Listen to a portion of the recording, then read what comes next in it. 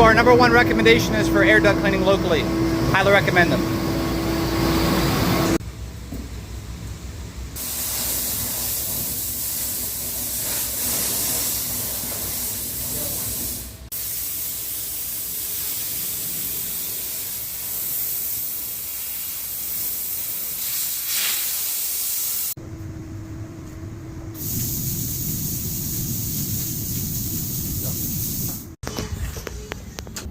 So they opened up right here, they made a flap, and then they opened this up. You had seen in the video earlier that they had taken this panel, one of these panels off to access the main plenum, which is where they connected their vacuum and had the vacuum running from here to their truck.